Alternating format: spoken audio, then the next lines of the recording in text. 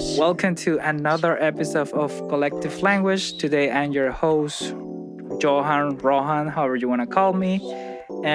Today I'm here with my friend Emma. What are your pronouns, Emma? She, they. She, they. And Emma's been here for a while. And she's about to move to Mexico. And I'm really happy that I got to get her in the podcast before you leave, for real. Oh my God, I'm so excited about this episode. Let's start. Where are you from? I'm from Palo Alto, California. Palo Alto, California, right? And you have your family in San Francisco too, right? Yeah. Did you live there too? I lived there, basically growing up, and then moved to the East Coast for college. And what area is Palo Alto? It's near San Francisco. Oh, I see. Okay, so you're very close there. Mm-hmm. So how did you end up here in New York?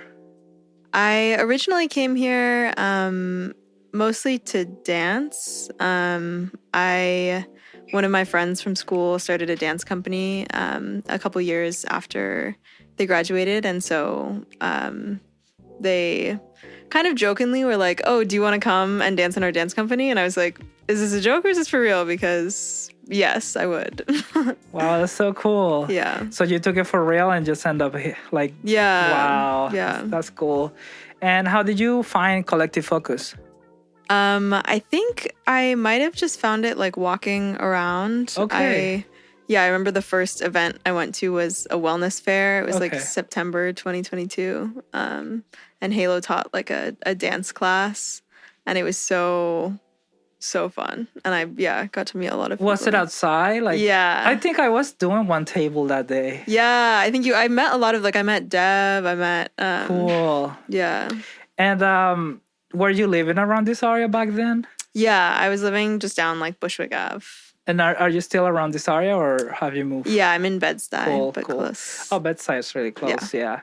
So I want to talk a little bit more about your medium of art. So I'm going to ask you a few questions about that. Mm-hmm. You mentioned you dance. So would you say that's your medium, dancing? I would say dance, and then I also do this thing called scribing, which is a mix of illustration and facilitation and note-taking. So it's creating images from conversations and using visual metaphors and things like that. Wait a minute. So that's why you were so good when you did that, when you closed your eyes and did that little, you draw me. That activity, yeah. With your eyes closed, and it was so accurate. I was like, that's too good, man. Yeah. Wow, okay. That makes sense now. I am like, okay, now I understand. And I remember when I went to the Crown Heights Union. Tenants Union, yeah. You were doing also that, right? Yeah, you were working on that. It was nice to see you there. So how did you get started into both of those arts? Yeah, for dance, I started when I was really little. I grew up dancing. I did a lot of competition dance, did a lot of different styles, so ballet, jazz, musical theater, acro, stuff like that. Okay. And then scribing, I started during the pandemic, I want to say. I saw a lot of people doing it, or a few people, and I started reaching out to them and just being like, oh, this is so cool, I would love to learn more. And they were super generous with their time and experience, and nice. Talked to me about a lot of resources that were helpful for them. So that's cool. More recent. Yeah. So you were talking about all those different styles and competition. Do you have a favorite style, and what style do you do the most? I definitely do contemporary dance the most. Okay. And I feel that is one of the styles I really enjoy. I was telling a friend the other day that some part of dance feels like a language, and you can be fluent in different types of ways in different languages, where since I grew up doing a lot of ballet and contemporary dance, I feel like I can speak really clearly almost, as opposed to other styles, which are really fun, but I'm more either in a learning mode, or, you're more concentrated on figuring out the moves and the transitions, as opposed to getting into emotional pieces of it, or the style of it. I see. So it's more like your language, right? Yeah. You completely understand that, and you don't need to put your brain to work on it. You just exactly. flow in it. Totally. Okay. Yeah. That's so cool. I love to say it that way.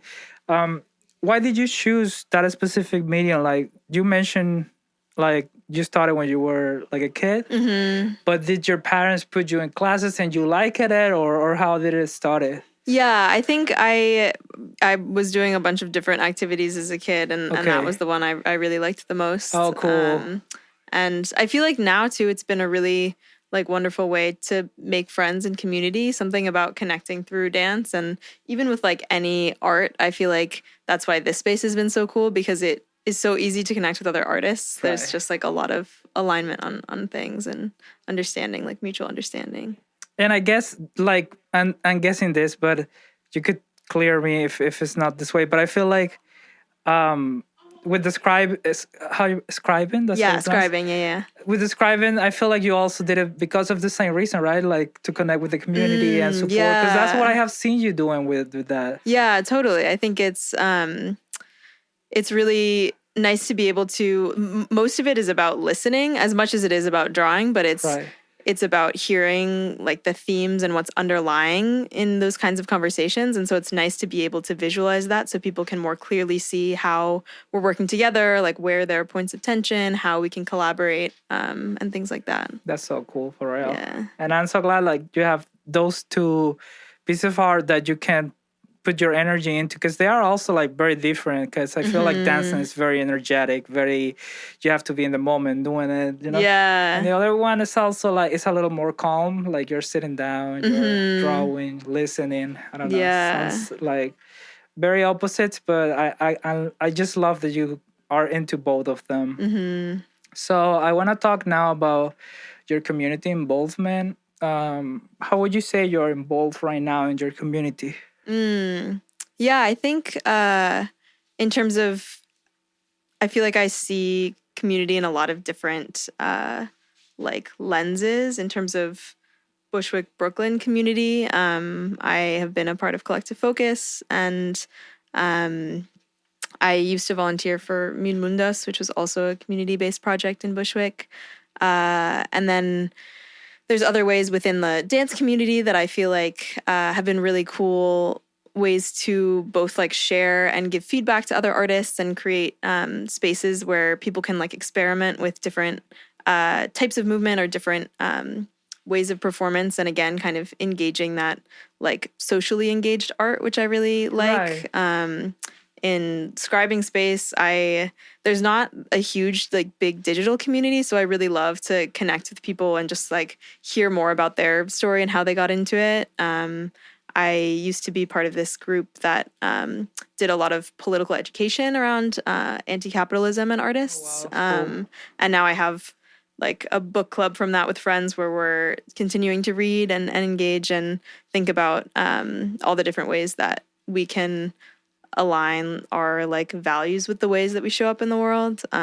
So I feel like that's been a question that I've been like circling around recently. That sounds really cool for real. I really like the book club mention. Yeah. Sounds fun.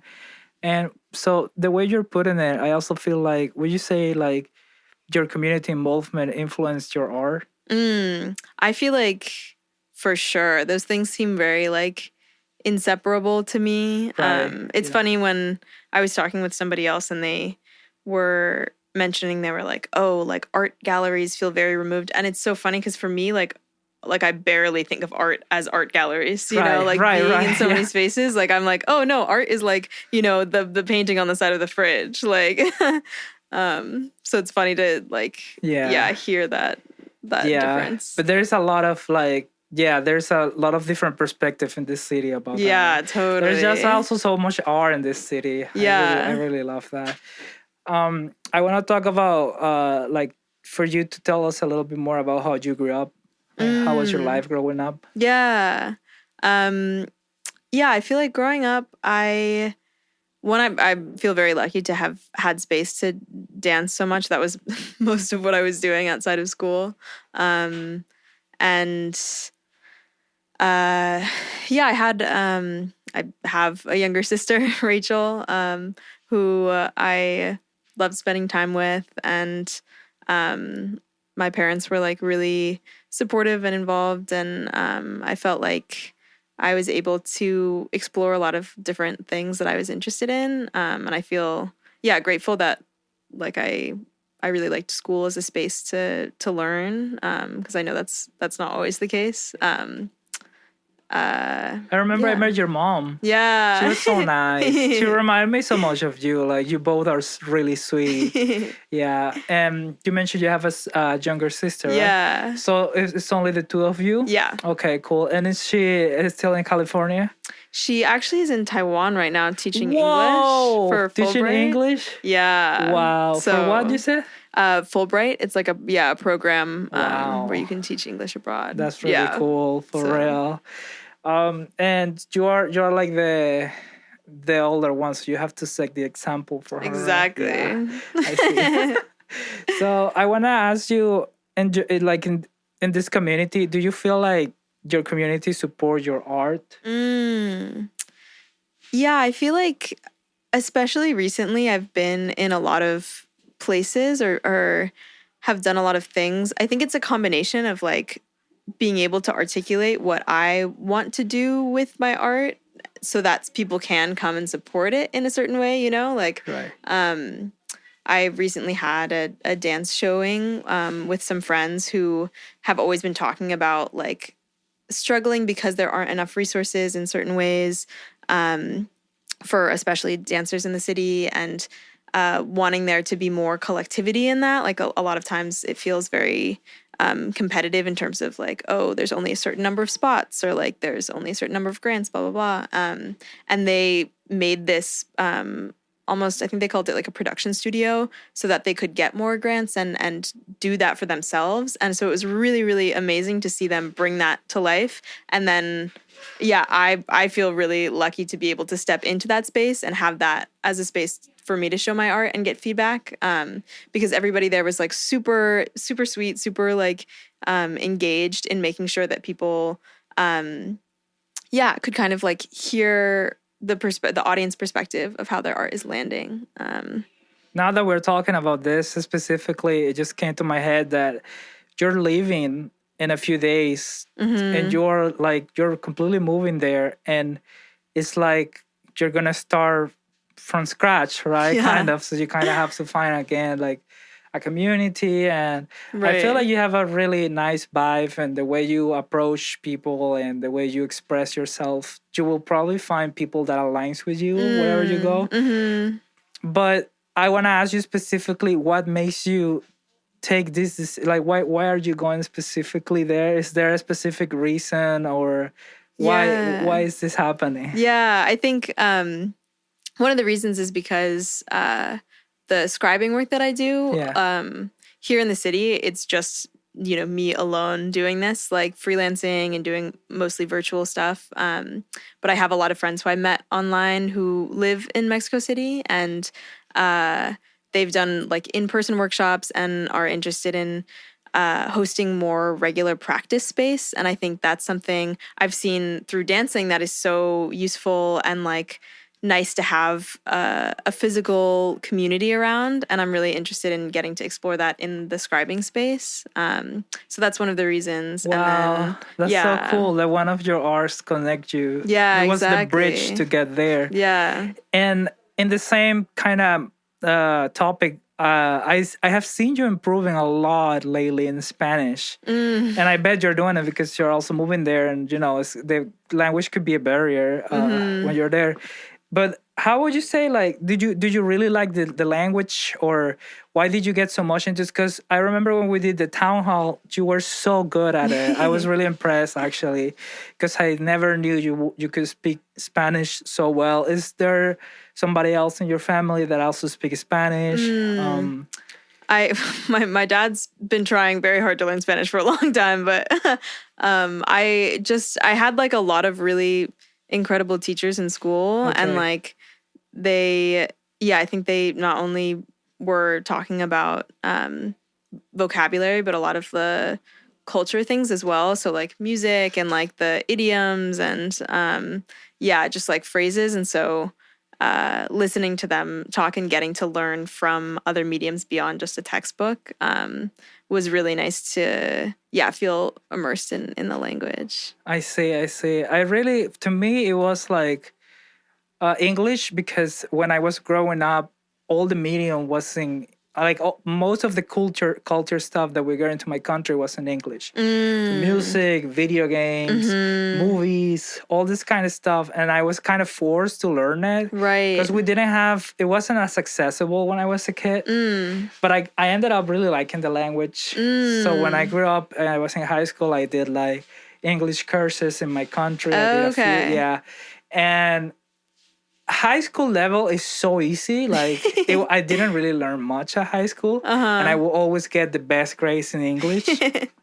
Yeah, but moving here was really solidify everything, because being forced to speak English every single day, right? It was here it was that I actually got it at the end. You know? Okay, wait. I have a question for you. Can I ask a question to you? Yeah, because I was like thinking about language and also just being able to like present yourself in certain ways. Like I feel like one of the things that I'm thinking about right now is like I know very well how to communicate in English, obviously, and showcase the things about myself or explain things. And like when you're learning a new language, you don't have as much control over how people like see you or that kind of experience. What was that like for you? Like frustrating. Yeah. Yeah, because sometimes I feel I always at the beginning, especially not now anymore. Like I don't feel that way anymore, to be honest. But at the beginning, I always felt like I was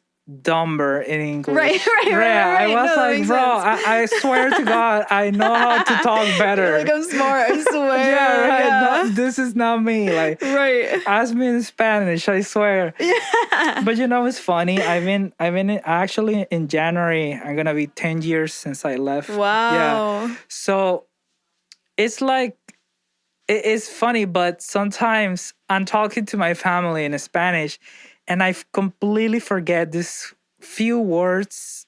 And I'm like, how do I say that in Spanish? And then I try to say it in English, and it's like, I'm not going to understand this. How do I say it? And then I have to Google it or something. Oh, my goodness. It happens sometimes, and it's like, it's funny how, I don't know, my mind sometimes adapts so much to this new language. Yeah. Of course, I'm never gonna forget Spanish, and I'm always gonna speak it super fluent. But sometimes that happens. Right. And also, there is words that you have in English that you definitely don't have in Spanish, and vice versa.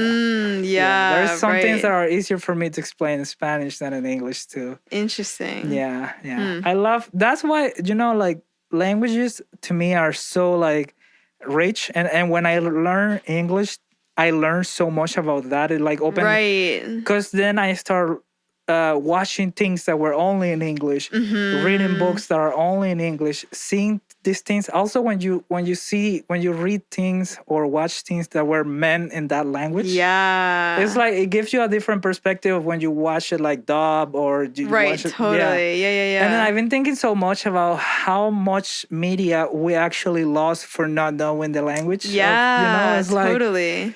Wow, it's mind blowing to me, but I feel grateful with the English, and I definitely want to learn more languages. It's hard. Yeah, I feel when I was in college, I studied Arabic, and I definitely felt that same way, where I was like, whoa, there's so much like, so much music, so much like food, so much other like aspects of culture, and even the way the like words are structured, like it's so it's so interesting. And I feel like also learning language in community is such a fun way to bring people together. I really like so much like the whole cultural and like the whole background in general of Arabic language. I really love the word inshallah. Oh my God, that word to me is so beautiful. And the whole meaning behind is so powerful. I really like inshallah. And a lot of Arabic people use it a lot. And I don't know, I really like it. It's when I watched this show called Rami. Yes. Oh, I love that show. Yeah. And they talk a lot about that. And that's when I learned more about it. And I was like, wow, this is such a... It's funny because in Spanish, we have a similar one, which is ojalá. Ojalá, yeah. And I think it's in a way, they can be very similar. Okay, we kind of, sorry, we went to another room, but I want to come back to, I wanted to talk to you about the wellness routine that you have. But I also want to ask you first if you think that this community support wellness, This community being like the community around you. okay. Not just the hub, but like, the whole, Yeah. Okay. I feel like I've definitely surrounded myself with people who are more like prioritize wellness more.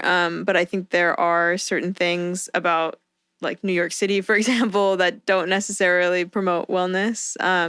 So yeah, I think it's definitely been a choice, or I've noticed that it's more of a choice than I thought it was before, of trying to create an environment for myself where I can make that a priority more easily. Right. I like how you put it because it's true. It's more of you have to put an effort and to get in there because there is not that much access. There's actually, they don't push through it enough. Like, Right. Whatever the city, the government, whatever, they really, I feel like that's a lack of wellness in general. And if you want to get into it, you have to put work to get into it. Yeah. And there's a lot like just like dominant culture and narratives in general don't really promote wellness in a way that's like holistic. There's like a very skewed version of wellness. Right. Yeah. Yeah, that's so true. Does your family practice wellness? That's a good question. I don't know. I mean, there's definitely like things that they do that are relaxing to some degree, but I feel like sometimes the work-life balance or other things isn't always the how I would, prioritize them. But yeah, it's a conversation I've definitely had with my sister a lot. So it's nice to have somebody in the family to talk about that with. Nice, I see. I want to ask you about your eating habits.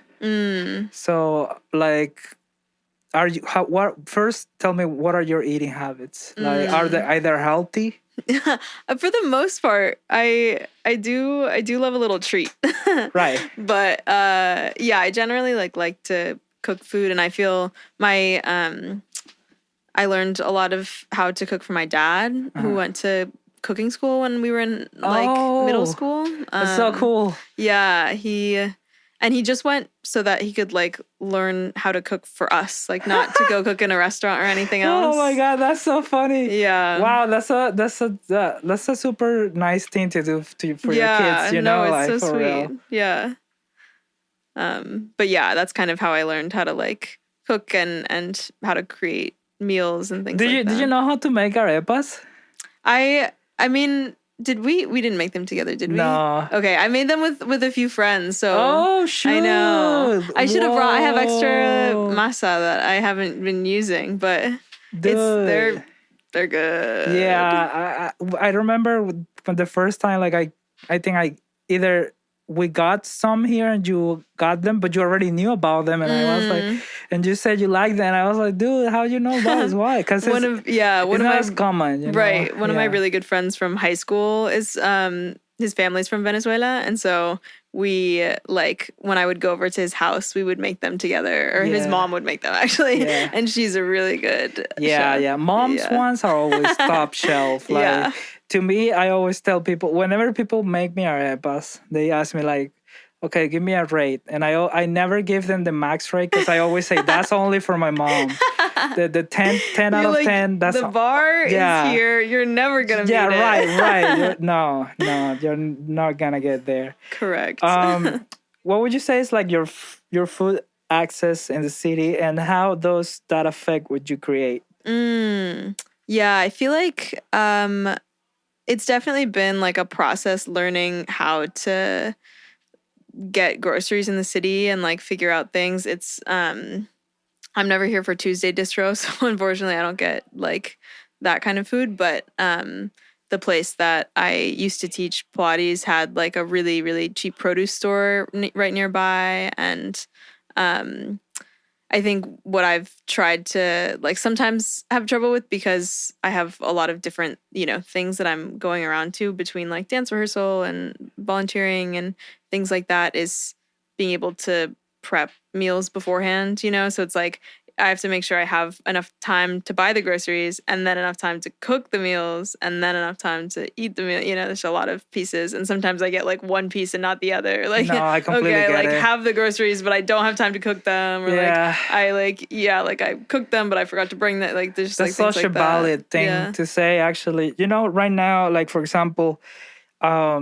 my family they were finally able to all move here. Like, my family I have two younger brothers and my mom and my dad. Okay. So the four of them are living together in Delaware. Yeah, I'm gonna see them in 2 weeks. In 2 weeks, yeah. It's my brother's birthday. Oh my God. I'm gonna go there for the weekend. Yeah, and have fun. He wanna go to Cheesecake Factory. Yes. Oh, I love the Cheesecake Factory. How old is he turning? What's that? How old is he turning? 23. Yeah. Wow. Yeah, and he said he really wanna go there. And anyways, I was gonna tell you that. So they move here. So my dad and my younger brother, the youngest one, they found a job in this factory that is actually a really good job. That is not like physically, it's not super bad for them. Right? They work sitting down. Okay.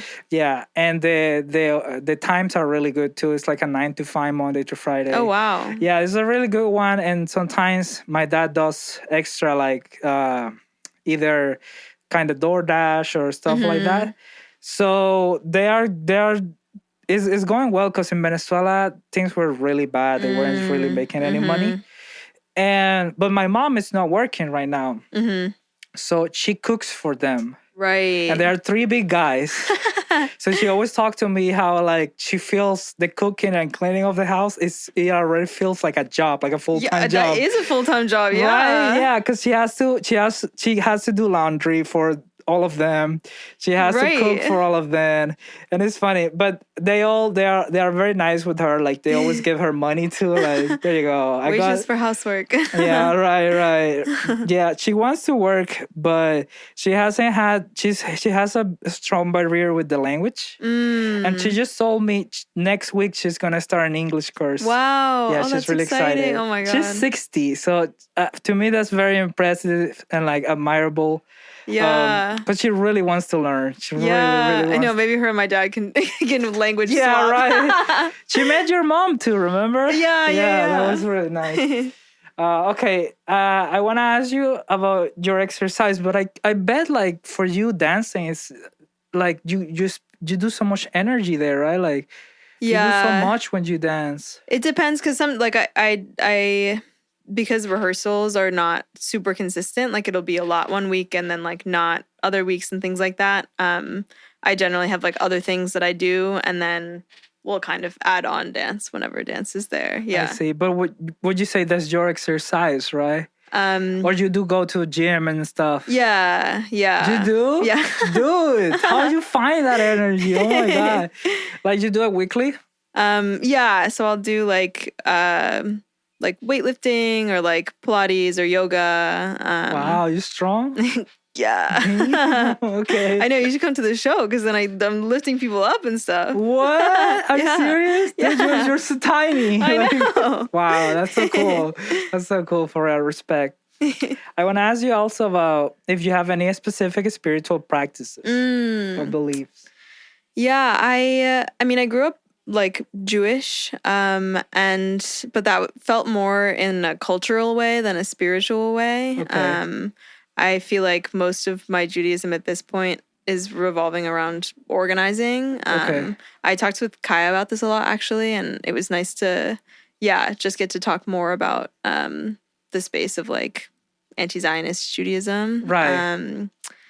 But in terms of spirituality, I think that's something that the Hub is introduced in an interesting way, where when we used to have the wellness Wednesdays, the thing on Thursday, I forget what we called it. Like, I forgot also, but it was wellness something. Right. And like, I remember sitting with like Sarah and Yoli and just hearing about them talk about spirituality in a way where I was like, whoa, like this feels really interesting to be connected to something, or it feels like a sense of balance and bringing in that wellness like we were talking about, like Right. like grounding in a way. That's so good to know that you got to live that here. Yeah. I also I had a few good memories with those Thursdays as well. Yeah, I did some meditations here that were really nice for me. Like it was right what I needed. You Right, know? exactly. Yeah. Okay, I want to talk now a little bit about consumption. You mentioned earlier about the book club, so I want you to tell me a little bit more about what books do you read, what podcasts you listen, TV, movies, shows, and social media. You know. Okay. I'm gonna lie. I don't listen to podcasts. Okay, but I'll listen to this one. We're right there. I know. I don't listen to podcasts. Oh my god. Either. Okay, thank you. I do listen to this one. Yeah, exactly. This one's the exception to the rule. Because I was saying this is like, I don't know. Every time I listen to a podcast, I remember where I am when I'm listening to it, which is really weird. Because then I'm like, every time I walk down this one street, I'm like, oh, this is what happens in the podcast. And I was like, I don't really want to be thinking about every line from a podcast when I walk down the street. Anyway, I feel like, I read a lot of books. I think in terms of personal stuff that I like to read, it's a mix between fiction and nonfiction. The fiction, I really like fantasy and sci-fi, and also like historical fiction, or a lot of stories that have like intergenerational plot lines. So it'll be like characters' families, like, and you get to know the character, the great-great-great-grandma, and then like the granddaughter, and you get to see how the world changes around their lives, which is really cool. Dude, I want to suggest you seeing 100 Years of Solitude. Oh, yeah. Oh, my God. Have you read that? I like the magical realism stuff. I'm like, whoa. Yeah, that one, because it's so generational. It's just like, and it's so funny because in that book, they all in those generations, they all have the same name, so it gets very confusing. It's like who's who? Like, what's going on? That's so funny. Yeah. Also, I mentioned this during Mars episode, but I'm gonna tell you again because you kind of talk about those topics. Wild Seed by Octavia Butler. Yes, yeah. When we were reading for book club the Parable of the Sower, I had to stop because I was like, this book is too sad. Like, but her writing is so incredible. I finished that one, but I didn't continue to the second one. Yeah. But yeah, in terms of like nonfiction stuff, we've been reading in the book club, a lot of ecology stuff, which has been really interesting. I've also been doing a lot of research on somatics, and that's been really cool, just as a way to think about the body and how trauma is stored in the body. And one of my scribing mentors did this workshop on somatic scribing, where they talked about like how we recognize trauma in the individual body, in like our collective cultural body, in our institutions. And it's like so wild once you start to think about it, like how the patterns of, fight or flight or freeze, you have that as an individual, but you also have that as a culture, when like the entire culture starts to dissociate, and then you're, like not paying attention to things. Then there's like all this misinformation, like all of this stuff. So it's drawing those connections, which have been really interesting. Just talking about that, I have like, I'm like 100%. I have a lot of trauma just regarding my leg. Right. Yeah. Because I've been going through that since I was 4. Because it's been like, and I don't have any memories before I was 4, right? So it's like, It's my whole life. Right. Yeah. All that I can remember. So it's always around that. That's why whenever I go to hospitals, I get very stressed. As soon as I enter the hospital, it's like it changed the whole body for me. It's like I feel heavy, I feel stressed, tired already. It's like they really drain me. Yeah, totally. And it's like, some of that is just being in that and feeling that. And then thinking about, there's a couple terms that I've just learned that were really interesting. One is like, they call it blending, where it's like you have something, it's like not ignoring the pain that you have or the experiences you have, but like trying to find resource in other places where, like, I don't know, like, for example, you are such a music person that, like, thinking about, okay, well, like, if music was part of this experience, like even though it's really uncomfortable and stressful, like maybe there's a way to regulate or make yourself feel a little more safe in a place that like has held a lot of like stress, you know, Yeah, in I the have past. shared this actually with a lot. Everybody who asks me about music, but I feel like music definitely saved my life because Mm, I got to a point in life long time ago that I was very depressed, and I feel like mm-hmm. music definitely took me out of it. Yeah, Yeah. it completely lifted my like everything. I just wanted to keep creating and making more. It was just so interesting to me. And then when I learned about audio engineering, like Mm, it was like understanding all the things behind music. It's like wow, it yeah. was another world for me. I love it for real. Yeah. Um, but sorry, I want to talk to you now about like this media you talk about. How do you think that affects you? Mm. Yeah, I think I mean this is also something that I've been trying to explore in my art a little bit, but like for example, social media, I feel like I don't engage with it in the way that I want to, or it just is confusing, you know, because there's some people like there's a lot of ways that it's been really helpful and incredible where I've met other artists, I've been able to like find opportunities, I've made like really interesting connections.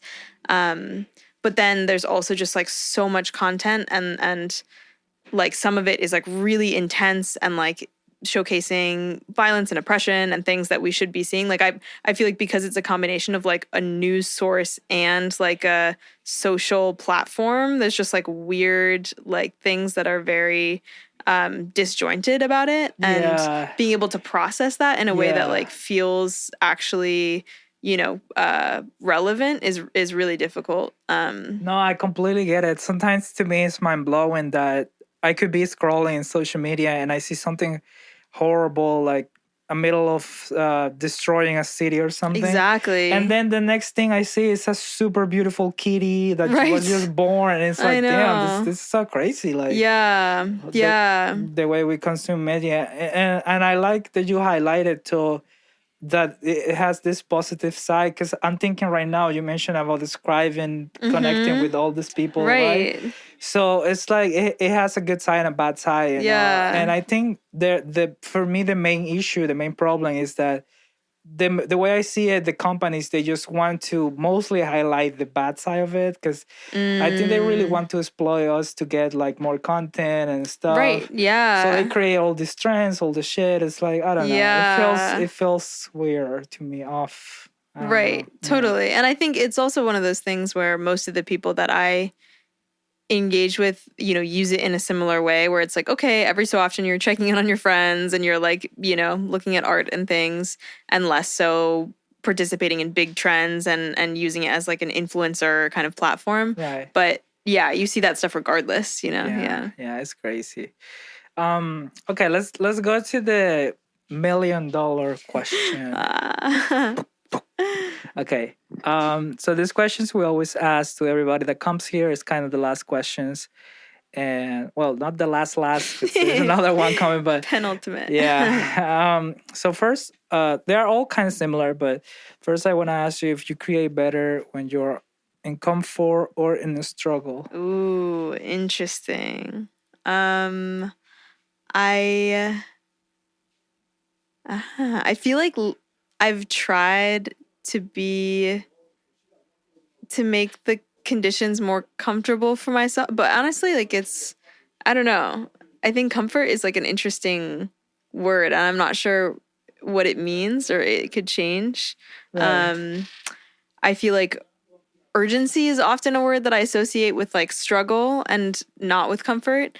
Um, and I think that's something that I've been trying to, yeah, I feel like I have like a complicated relationship where like sometimes like having something be urgent is good to have a deadline, to have like a reason why, like something to work towards. I see. But also we live in such a culture of urgency that it's like sometimes like things happen better when you have the time to really think about it, to feel through it. So it's not just whatever is coming straight out, you know? Yeah.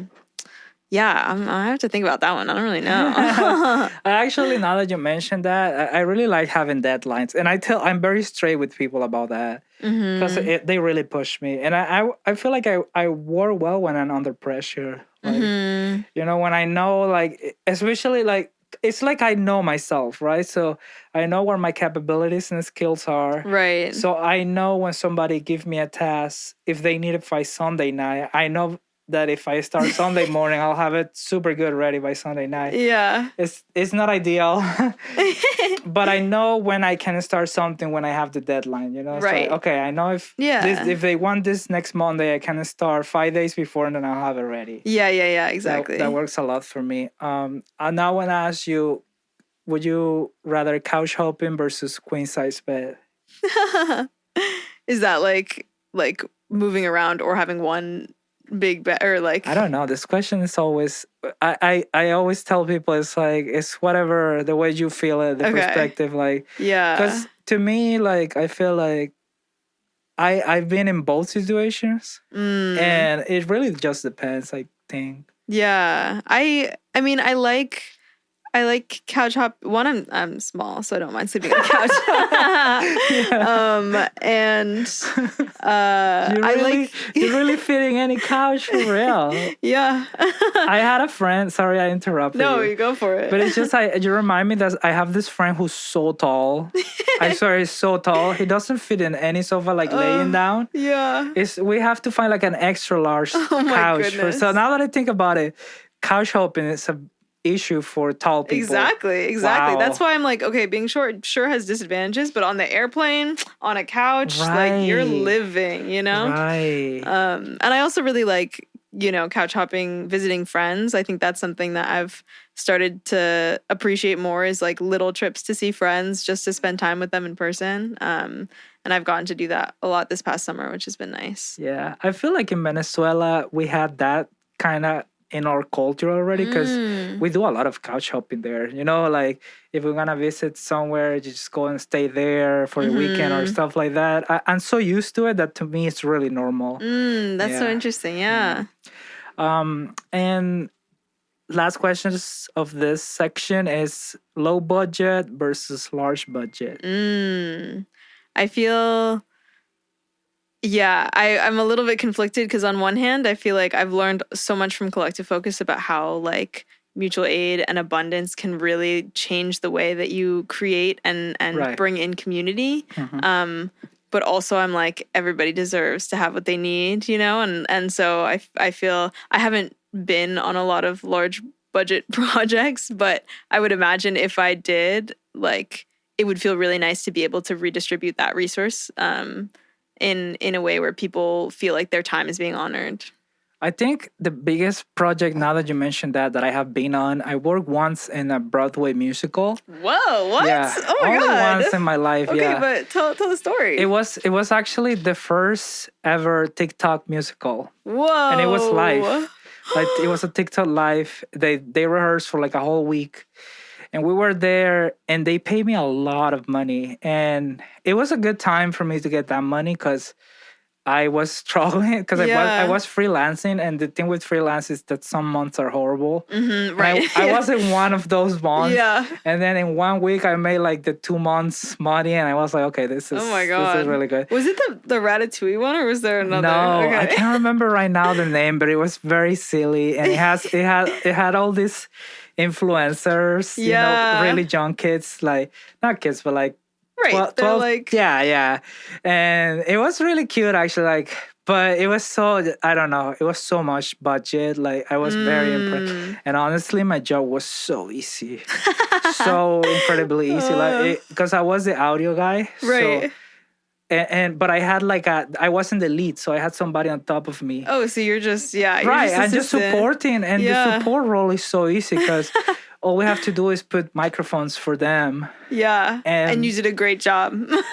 It was so easy, and I got paid so much money, and I was honestly thinking like, dude, like that's so weird to me, like to get paid so much money to not do that much. Right. Yeah, that's when you're like, oh, is labor fake? Like is a wage right. fake? Because I was also thinking, I sometimes like I do for some gigs so much and I get paid so little. Exactly. You're like, this doesn't really check out. Yeah. And the guy who was like the audio lead guy in that venue, I talked to him a lot, and he told me I used to do what you do. Like I do mixing mostly for like music. Okay. And he told me I used to do that, but once I discover like show business, I completely switched because the money is here. And he said, and the job is easy. Yeah, right. And I was like, wow, that makes so much sense. Yeah. Totally. Yeah. Yeah, for real. It's just, I don't know. You don't have to also, from my perspective, you don't really need that much knowledge. You do need it. Like you need at least like a college title at first, I feel. But I don't know. It felt like, to me, what I do outside of that is way more complex. And right. Yeah. it feels like I need way more knowledge to, I don't know. Then just set up a microphone. Right. It's like, that's it. It felt weird. Yeah. When I got the check mailed to my home, I was like, this is weird, man. You're like, did I deserve it? Yeah. No, it's weird. Yeah. All right, let's do some closing remarks before we go. The first one is there anything you would like to tell to your younger self? Oof. Big one. I think, I feel like probably, I don't know. There's always the like, okay, you shouldn't care about what other people think of you. But like, I feel like there's something in like,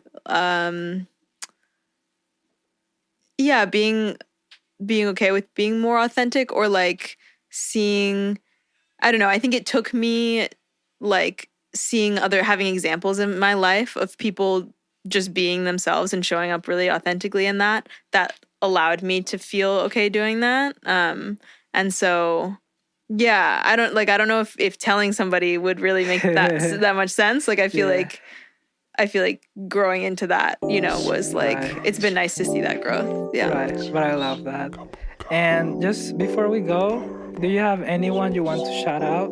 Johann. Shouting out Johann. Or Rohann, however you prefer it. Exactly. Yeah. Yeah, I'm so happy that we got to do this. I'm so happy that we've gotten to like know each other over the past couple years, and then I've gotten to see all of your art and incredible creativity and all of the ways that you like bring people into this space and make them feel welcomed. So I really appreciate that. I appreciate that from you. I honestly, for real, I feel really sad because I wasn't able to see you dancing in a show properly, Yeah. And I've seen a lot of your stories and videos, and it looks really cool.